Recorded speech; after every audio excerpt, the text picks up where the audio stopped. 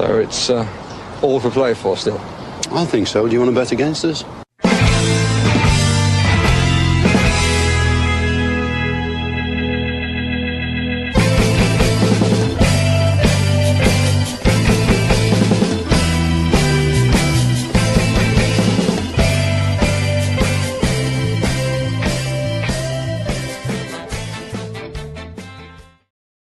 Hello, Villa fans, and my hair is all over the place because that was a bit of a whirlwind last 10 minutes. But Aston Villa 3, Club Brugge 1, and there's, to be honest with you, there's a lot of that game that I want to forget, but there's also a lot of that game that I will never forget.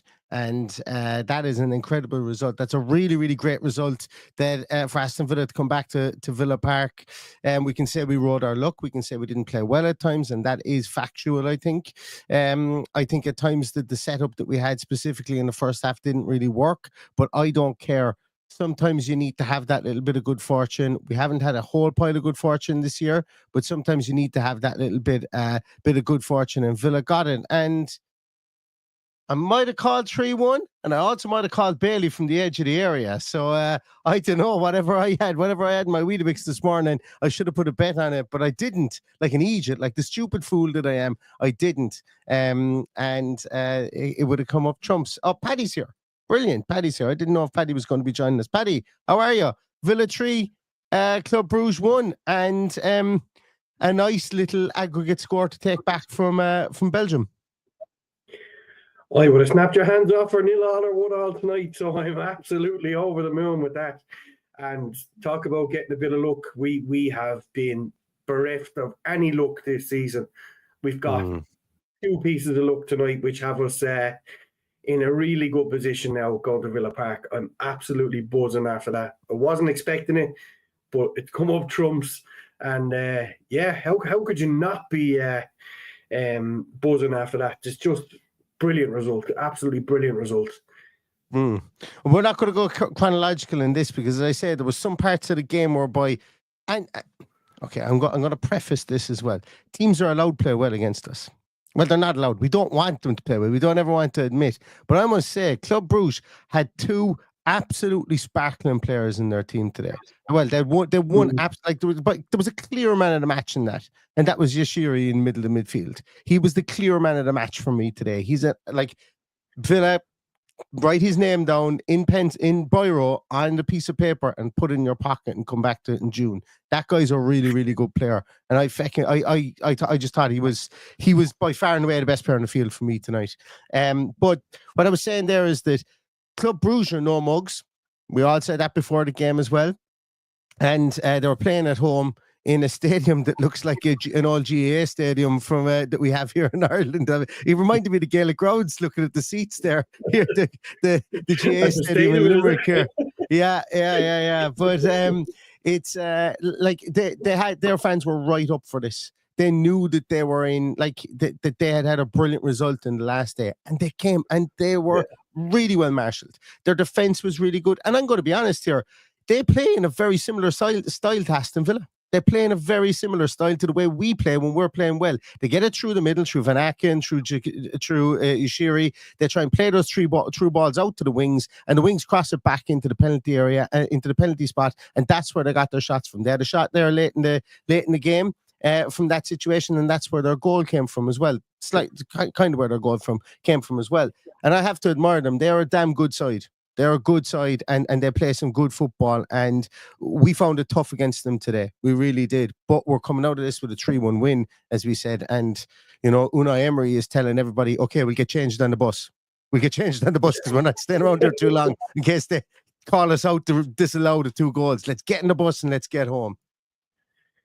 Get on the bus, get home, and focus on 3 points at the weekend, because this could be monumentous to our season, both financially and obviously on the pitch. But I didn't get a chance to tell you because we didn't talk beforehand. But I've got about 15 minutes, Neil, so I'll have a hard That's fine. No, you're grand. You're grand. I'll stand. There's a couple of points I want to get to. You dump out whatever you want to talk about here as well. What did you make of the first goal? I have to say that is one of the best strikes I've ever seen Dion Bailey take. It was an absolute cracker. The way he struck it, like he couldn't have done it any better. And we've seen those skew off his foot and go 100 yards over the bar. We've seen it from a lot of players this year, but it was a fine goal. First goal, really was. Brilliant finish. Well worked free kick and Ming's header back into the danger area where he was waiting. And I just wish he hit everything first time, because when he hits things first time, he hits them with great conviction. Beautiful goal. I think the same could go for a lot of our players. We just hit it first time. True, yeah. But what I loved about it was, you correctly said, their crowd were brilliant until we got that goal, and then they just didn't know how to react. They weren't expecting it. We hit them hard, and just really took the wind out of their sails, which was great. Now, Villa being Villa, we let them back into it, unfortunately, but it was just a great start to the game. Yeah, absolutely. And, you know, he was the discussion point in the preview. You know, he was the discussion point. We knew the back four was going to set up in some way, shape or form along those lines. Maybe Matty Cash came in there or whatever. But the big point of conversation was Leon Bailey starts and Asensio isn't there. And then we found out Asensio got a knock at the weekend and that he was being, he was on a minute count because of that knock. And Bailey earned his stripes. Like, do you know what? I enjoyed listening to Darren Fletcher and Andy McCoist. I enjoyed this commentary. I thought that Darren Fletcher and McCoist were both pretty knowledgeable about Villa. They had done their homework on Villa today. But the one time that I kind of felt that McCoist, and he said it himself, and look, McCoist reminds me of me sometimes. He'll say something and then go, oh, actually, I think I might have been a small bit harsh on him there. I don't think that was right. But he said that about Bailey at one stage. He goes, oh, I think it was a bit harsh on Bailey not tracking him back there. You know, there's always a lot of times I will contradict myself, is what I mean by that. But I think he was a bit harsh on Bailey not tracking back for that goal. I think we can blame a couple of people in that instance, but their goal was really well worked in that build-up part of play as well. And I like, you know, it's okay to say that, because we did fall asleep in midfield, but I thought that in midfield we were poor for the whole game anyway. I thought we were poor in central midfield for the whole game, and they get level terms, and then we don't look great then for the next 50 minutes nearly, until we make the subs. We don't bring on the subs. Yeah. After that, yeah. And you're correct. You're correct in saying that, like, the midfield can be bossed by depending on what the personnel is in there, and to see Kamara come in there and he just gliding across the park, he was a joy to watch when he come on. I don't get the love in for Ali McCoist. I'm sorry, I had to turn it off and watch our beloved Virgin Media. I think he's full of la. But anyway, there you go. Who was on Virgin Media? Keith Tracy. There you go. Yeah. The only problem with Virgin Media is they talked over the Champions League anthem, which really annoyed me, because I was looking forward to it all day. That lovely feeling of senior team walking out and lining up for the Champions League anthem, and yet I had to listen to Brian Bleeding Care talking over the anthem. So anyway, enough of that shite. We went on 1-3-1, got our stroke of luck. What about the second goal, Neil? Second goal was your stroke of luck. I don't think I've celebrated a goal as hard this season since Duran scored against Munich. It was just brilliant. It was just that little bit of luck we needed. Well engineered down the right. It was Roger put the ball in, wasn't it? It was Rodgers put the ball in, yeah. But do you know what? Like, the difference in our midfield play for that goal, Paddy, Kamara was all over the place in a good way. He picks it up. He picks it up at the back. He brings it through midfield. He's then the guy who passes it out, if I'm not mistaken, to Morgan Rodgers as well. And you know, Morgan Rodgers crossed it in, and Meckley, who had a brilliant game all day, puts it in the back of his net, but in the back of his net. But like, you need to put the ball in the box. You know, we were doing an awful lot of playing up all around, and we were clipping it into the back post and stuff like that. Sometimes you just need to fizz it across early. And that was early. Like, normally we would have players go to the line. Like, if that was Bailey, and I'm not digging him out there, Bailey would have a step over, he'd try and come in his left-hand side, he'd turn and he'd go on his right, and then he'd try and cross it close to the line, and it'd be blocked out, go for a corner. And that's fine too. 9 times out of 10, that comes off Meckley and it goes out for a corner. But this time it didn't. Mignolet was flat-footed as he should have been. You know, there's no way you anticipate that. And Villa are 2-1 up against the run of play. So, I celebrated it too. Yeah, well, I celebrated like mad. I celebrated like Duran's goal, to be honest, because it's a huge goal in our season. It was a huge turning point in the tie. Obviously, we got the third one to finish it off. One thing, sorry, I skipped, obviously, in chronological order with all my excitement here, is that little touch from Tyrone Mings to deflect the ball away. Yeah. It was missed by the referee. It was missed by most, but when they showed that replay from behind the goal, like a spinning ball hitting the post from there could have ended up anywhere. Instead, he flicked it past the post. Should have been a corner, but very hard for the officials to see that one. But what a little flick it was.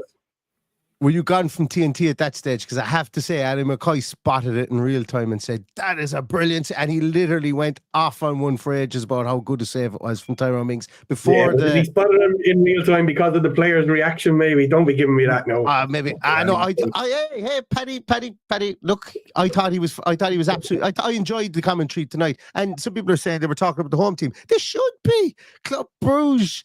Our home team, and they're playing. Yeah, they're a good team, and like when the team is playing at home like that, you have to be in awe of what they've achieved as much as what we've achieved as well. And it's all well and good saying this. I suppose if we lost 3-1, I'd be like fucking. Everyone's a prick, and they're talking up the home team and everything. And look, I'm fickle as the fan said to David O'Leary, but as I say, look, it's that touch was amazing. That was like, and there's no way the way his body was going, the way his foot was going.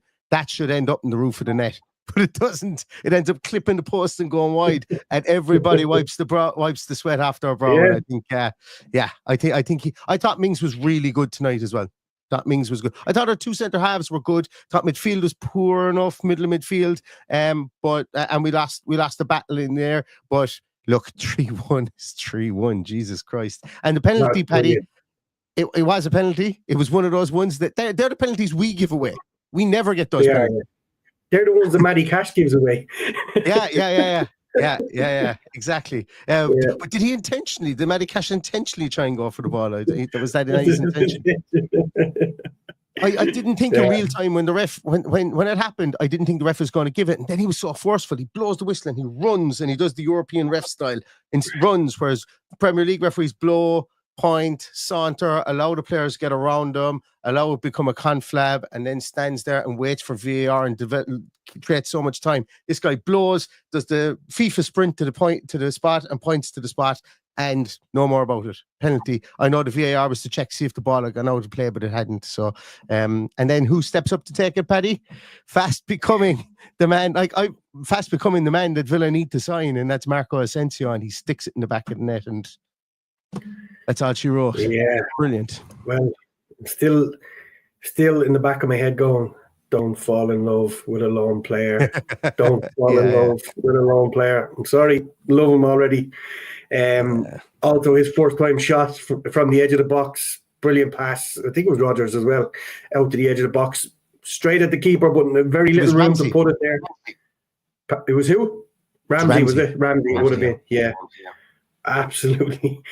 This guy could be absolutely huge for us, not only this season, for many years to come. And I'm already going, just bloody sign the man up already. Get it done. I didn't realise he'd had a knock. I'd missed that, obviously. I missed all the build up and the chat. So he didn't look like a fella that was playing with a knock. He was absolutely brilliant when he came on. And I've just fallen head over heels in love with him already. So that's just the way it is. It's not going to change. It's not going to change, is right.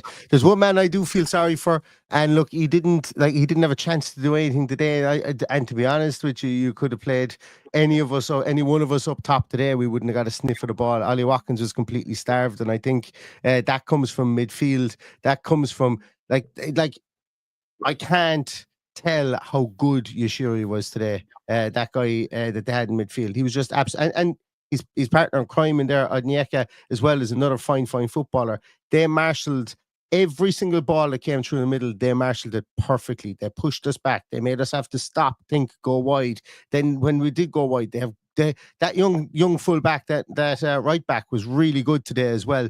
Sabe, he was really good. The guy who's coming in for the injured cells. and then obviously Maxime de Kuyper that scored the goal on the other side.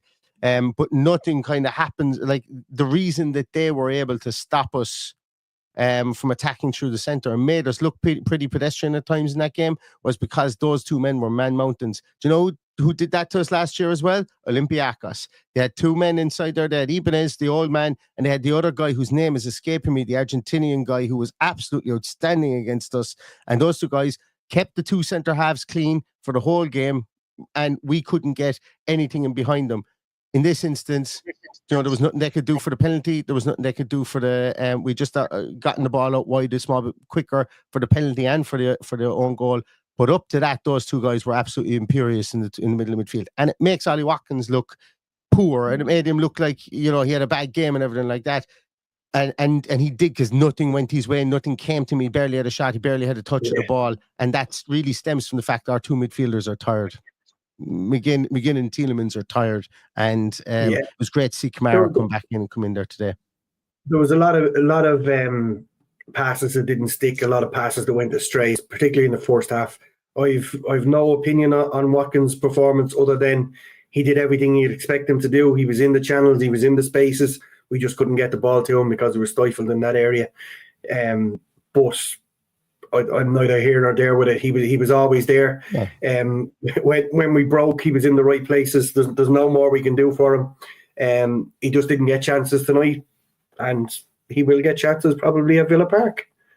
Yeah, and that's nearly the thing. Even though the super chats you need to get. I know. I'm seeing it.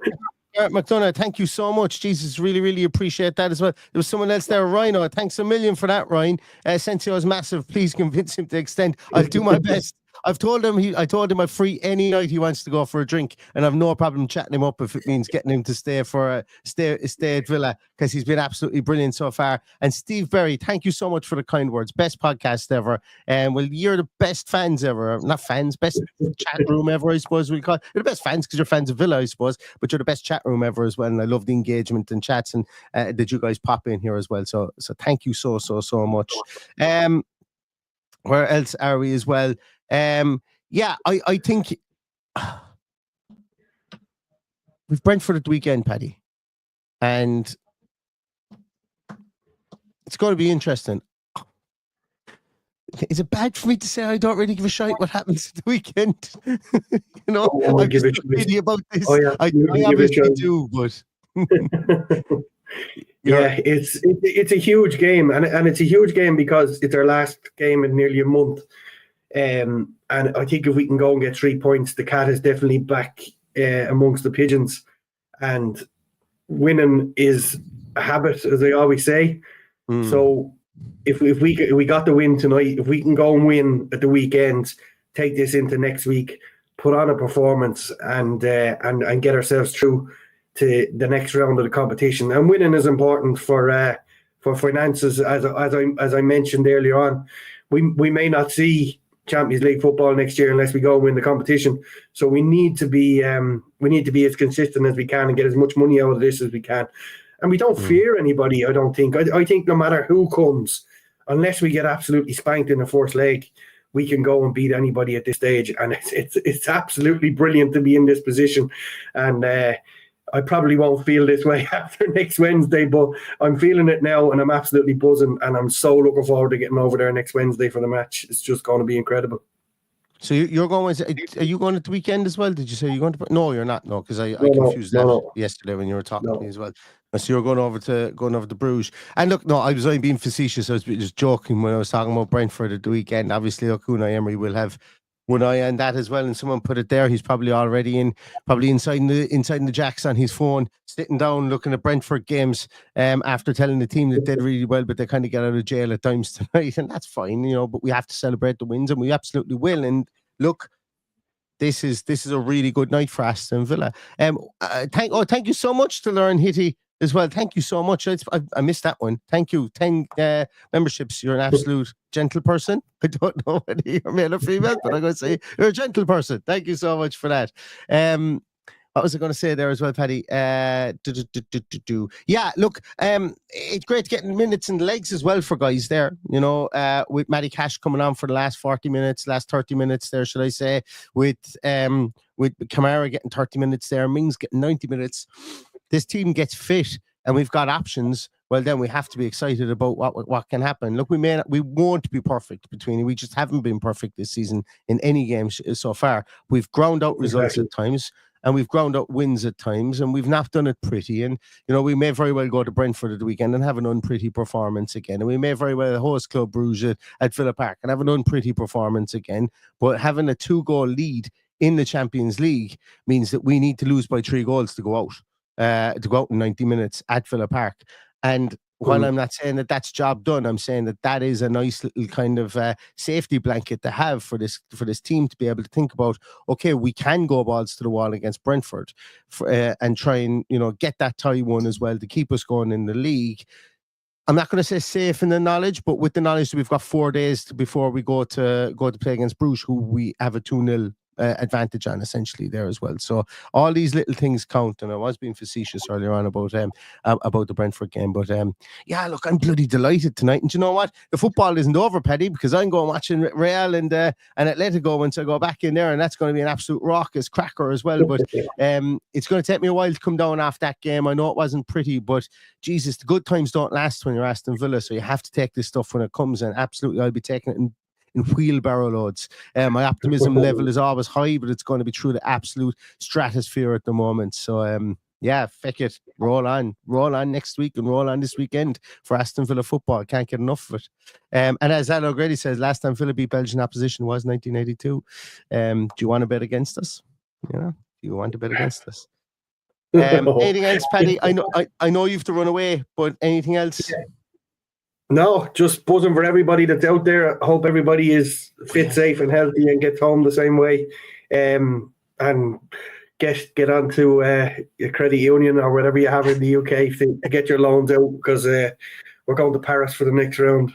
Oh, we'll see. And to Mark and Emma Wood, who are over there, Mark just messaged me. He's over there and he's still in the stadium at the moment. He just messaged, "Oh my fucking God." So I'd say they're having some crack over there. And to that young man who had his top off in what looked like the cold Bruges night, fair play to you, son. You were you also gave a few interviews to BBC and to a couple of things. I watched them today, and you're a really good talker. Go away and enjoy your night, buddy. And I hope that you absolutely drink Bruges dry tonight, because Villa fans deserve to do that. Absolutely deserve to do that. I was obviously having the crack about going to Paris, but going to the stadium, the PSG stadium, is on my bucket list. So I will get there one way or another. if we get there, I might have to rob somebody's ticket or put a beret and a French curly onions. Yeah, hold your neck. Yeah. Did we do enough stereotypes there? Does that border on? I don't know. Can we get cancelled for that? I'm not 100% sure. Yeah, you dress up as a mime or something, Paddy. We'll do all the cartoon French. You're still here after this morning. I think you're okay for a while. Yeah, exactly. I hope you guys liked the preview this morning. I was using the footage from Villa TV, and I'm expecting a slap on the wrist at some stage. But if it doesn't come, I'm going to be doing it for every preview from here on out, because I do find the preview shows the most difficult ones to do, because sometimes we're talking about the same stuff the whole time. So that was. I'm going to continue to do that and listen to Unai Emery and listen to the questions that are asked, as opposed to just the answers that are given, because I think that's look, it's fair to have commentary and all that stuff as well, and to see where Unai's head is from that point of view too. So hopefully more of that will come. Shout out to Tristan Fohander, I think you pronounce it, who's just messaged me all the way from Melbourne. What a start to the day in Melbourne. So I hope you have a great day, Tristan. You could have put it in the comments here. We might have found it. He said he's watching us over there. Richard is. It's 5:30 where Richard is as well.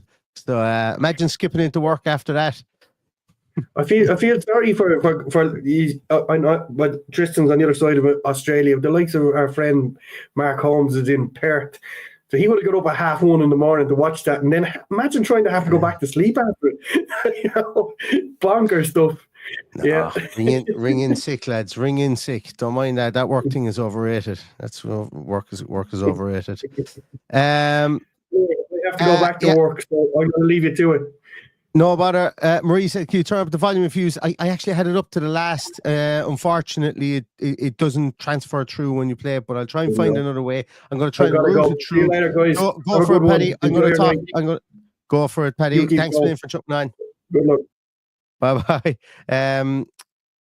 Yeah, as I said, I'm going to try and route it through some audio software I have here to try and increase it and boost it. But yes, because I listened back to it today because I wasn't sure that it was loud enough. And like you, Marie, I'm exactly. I agree it was a bit low, but we'll try and tinker around with it. And if we can, we can. If we can't, we can't. And we'll see how it goes after that.